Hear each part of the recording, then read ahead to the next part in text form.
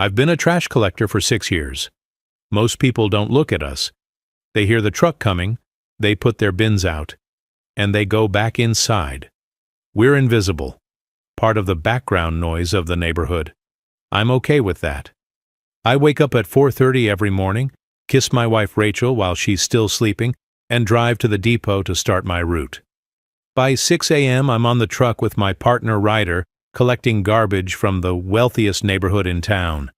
Kenwood, mansions, manicured lawns, gates, security cameras. The kind of houses where people have housekeepers and drivers and probably don't even take their own trash out. I don't resent them. I just do my job. But 2 years ago, everything that mattered to me ended. And I've been going through the motions ever since. Before we go further, where are you watching from? Share in the comments below. And if you want more beautiful stories about hope and unexpected connections, hit that subscribe button and notification bell so you never miss our next story. My son Caleb died when he was 4 years old. Leukemia. He was diagnosed at 3. We thought we had more time. The doctors were optimistic at first. Rachel and I did everything. Chemo, clinical trials, every treatment we could afford and some we couldn't. Caleb was brave, braver than I ever was. He smiled through the worst of it, made jokes with the nurses, held my hand during the hard nights. I used to bring my guitar to the hospital, play for him when he couldn't sleep, sing "You Are My Sunshine" because it was his favorite. He'd hum along. Even when he was too weak to talk, he'd hum. And then one day, he stopped humming. He died on a Tuesday morning. Rachel was holding one hand, I was holding the other. And the last thing I sang to him was that song. I haven't touched my guitar since. Rachel tried to get me to play again. Gently. She'd leave it out sometimes, suggest I pick it up. It might help, she'd say quietly, to remember him. But I couldn't. Every time I looked at that guitar, I heard Caleb humming, and the silence that came after. So I worked. I worked long hours, extra shifts when I could get them, anything to stay busy, anything to not think. Rachel understood. She was grieving too, but she grieved differently. She talked about Caleb, kept his photos up, visited his grave every week. I just worked. It was a Tuesday morning in late September. Ryder and I were on our usual route through Kenwood. Big trash day. We pulled up to a massive stone mansion on the corner of Irving Avenue, one of those houses that looks like it belongs in a magazine. I hopped off the truck to grab the bins, and that's when I saw her, a little girl, maybe 7 years old, standing at a second-floor window, just staring. She wasn't waving, wasn't smiling, just staring down at the street with this hollow, empty look. Something about her made me stop. "You good?" Ryder called from the truck. Yeah, I'm good." I grabbed the bins, emptied them, got back on the truck. But I kept thinking about that girl. The next week, she was there again. Same window, same empty stare. I waved. She didn't wave back. "You know that kid?" Ryder asked. "No, just thought I'd be friendly." "Friendly to a rich kid who probably doesn't even notice us? Man, you're too nice." Maybe, but I kept waving anyway. Week after week, I waved. She never waved back, but she was always there, watching. I started to wonder about her. Why she was always alone at that window. Why she looked so sad. One day, I asked Ryder if he knew anything about the house. "That's the Barton place," he said. "Hudson Barton, big shot CEO, investment firm or something, loaded." "He got a kid?" "Yeah, daughter, I think. Heard she's got some kind of condition. Doesn't talk or something." My chest tightened. Doesn't talk. That's what I heard. Some kind of disability. My girlfriend is a receptionist at a clinic where they take her all the time. I looked up at the window. The girl was there. Same as always. And for the first time in 2 years, I felt something other than numbness. I felt connection. That night, Rachel noticed I was quieter than usual. "You okay?" she asked over dinner. "Yeah, just thinking." About what? I hesitated. There's this girl on my route. She's always at the window, watching. She doesn't talk. Rachel looked at me carefully. You thinking about Caleb? Maybe, I don't know. She looks so alone. Rachel reached across the table, took my hand. A few days later, Rachel did something I didn't expect. She brought my guitar down from the attic, set it on the couch, didn't say anything, just left it there.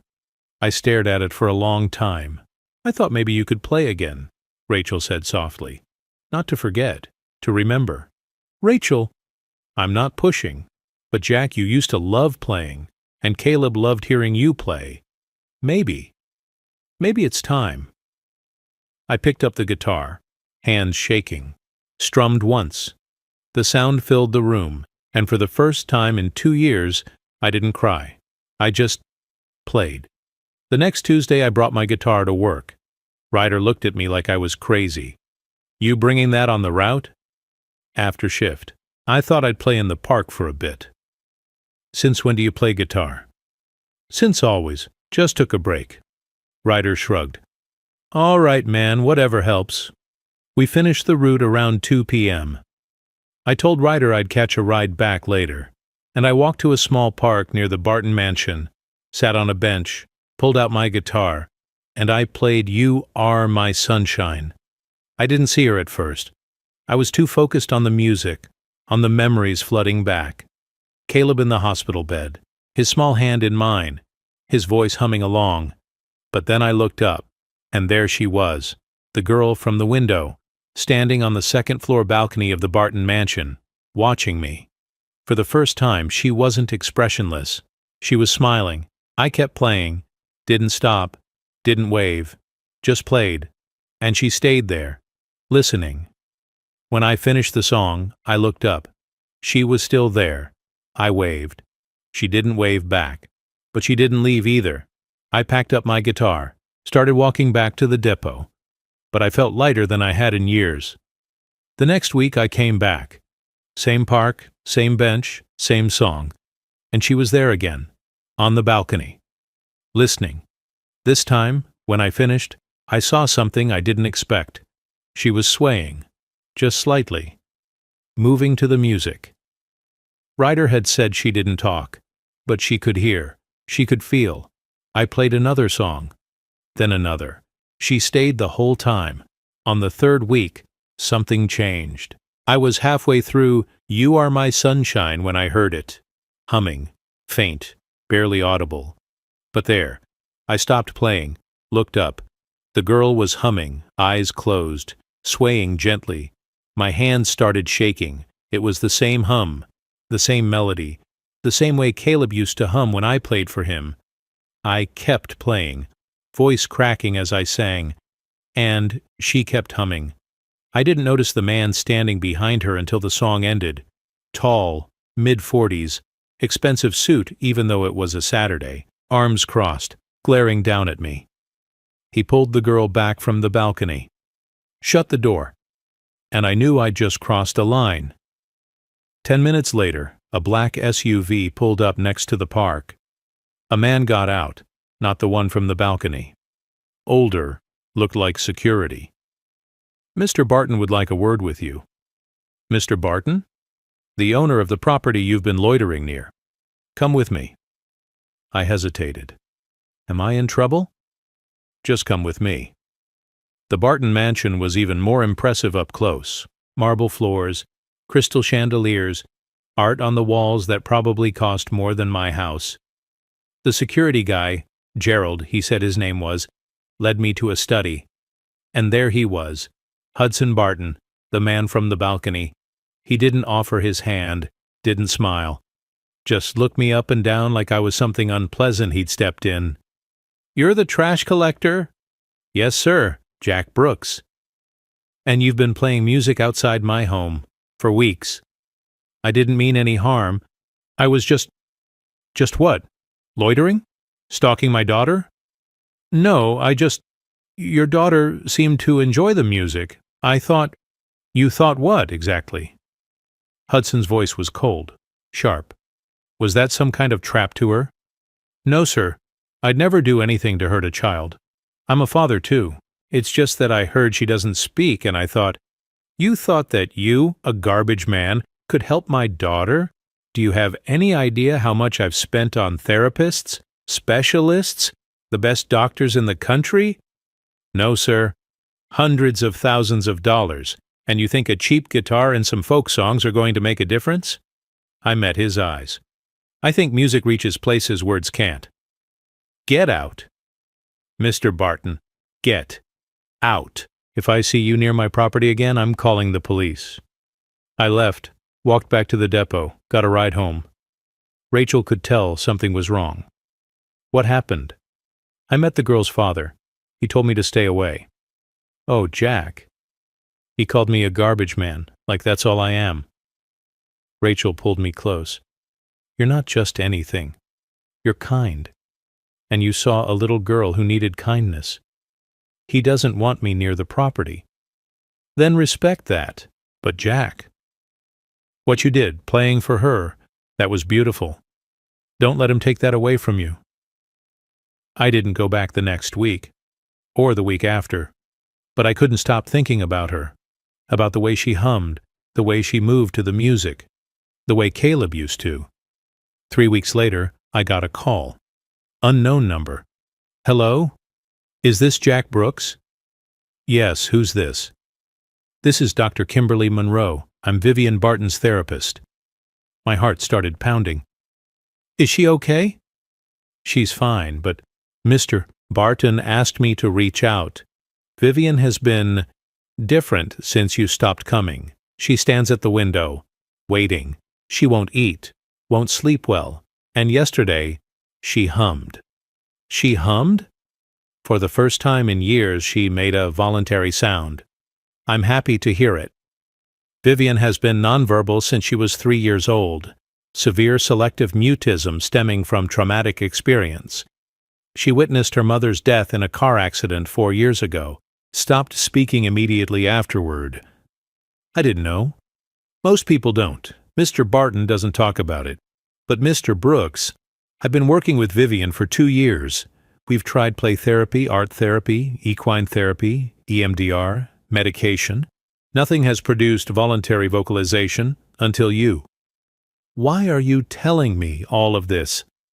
Mr. Barton was wrong to send you away, Dr. Monroe continued, and I'm going to recommend he invite you back, if you're willing. I'm willing.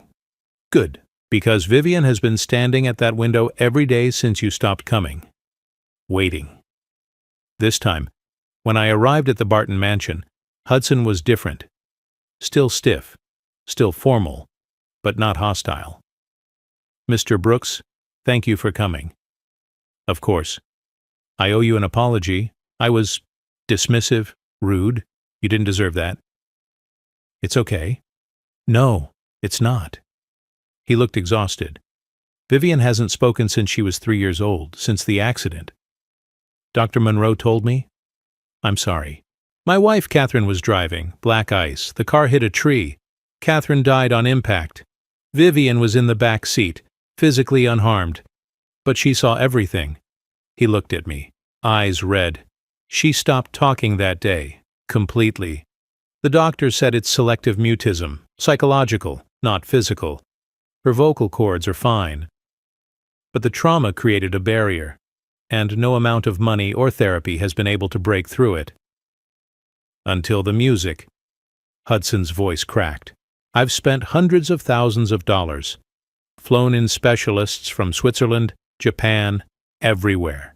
And you, a trash collector with a guitar, did what none of them could. They brought Vivian down. She was small, delicate, long blonde hair, big brown eyes. She saw the guitar in my hands and smiled. I sat on the floor, gestured for her to sit across from me. She did. Hudson, Dr. Monroe, and Gerald watched from the doorway. I started playing. You Are My Sunshine. And Vivian started humming. I kept playing. She kept humming. When I finished, she looked at me, really looked at me, and then she said one word. Again. Hudson gasped. Dr. Monroe's hand flew to her mouth, but I just smiled. Okay, again. Over the next few months, I came to the Barton house twice a week, always with my guitar, always playing. And Vivian kept progressing. She hummed more.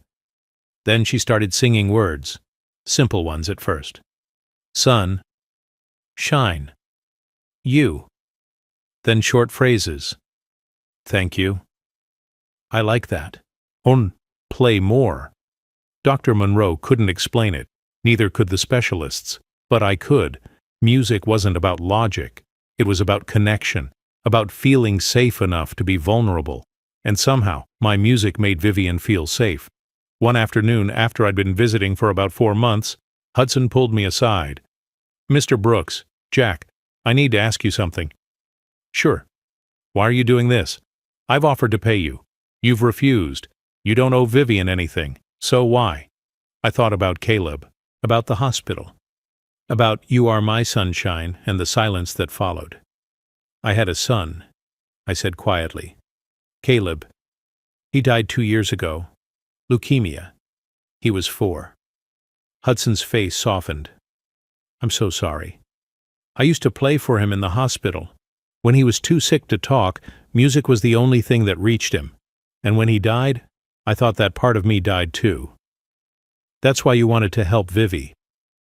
When she hummed that first time, I realized Caleb's music didn't die with him. It's still here, still helping, still reaching kids who need it. Hudson's eyes were wet. "Thank you for seeing her, helping her, for being patient when I was awful to you." "You weren't awful. You were scared. I get it. Still, I was wrong. About you. About what matters. I thought money could fix everything. But you taught me that kindness matters more." 6 months after I first played for Vivian, the Bartons invited Rachel and me to dinner. The house was warm, welcoming. Nothing like that first cold meeting in the study. Vivian greeted us at the door. "Hi, Jack," she said clearly. "Hi, Rachel." Rachel's eyes filled with tears. "Hi, sweetie. It's so nice to meet you. You like music?" "I love music. Jack used to play for our son." Vivian looked at me. "Caleb?" I nodded. "Yeah, Caleb." "I'm sorry." My throat tightened. "Thank you, Vivian." During dinner, Hudson stood to make a toast. "I want to thank Jack and Rachel for being here tonight. 6 months ago, I was arrogant, foolish. I thought that because I had money and resources, I had all the answers. But Jack taught me that the most valuable things in life can't be bought. Connection, kindness, patience, music." He looked at Vivian, who was humming softly to herself. "My daughter has found her voice because a trash collector with a guitar saw her and didn't give up." He raised his glass. "To Jack, and to remembering what really matters." After dinner, I played one more song. Vivian sat next to me, Rachel on my other side, and together we sang "You Are My Sunshine." Vivian's voice was small but clear. Rachel harmonized softly, and I played the chords I'd played 1,000 times for Caleb. But this time, there was no silence after, just Vivian smiling, Rachel squeezing my hand, and the knowledge that sometimes the people we lose stay with us in unexpected ways. Caleb's music didn't die. It lived on in every note I played for Vivian. And in that, I found peace. Have you ever found healing by helping someone else? Have you ever discovered that grief can transform into purpose? Share your thoughts in the comments below. If this story about loss, music, and unexpected connections moved you, please hit that like button and subscribe for more compelling stories about hope, healing, and the power of human kindness. Don't forget to click the notification bell so you never miss our next story. Thanks for watching.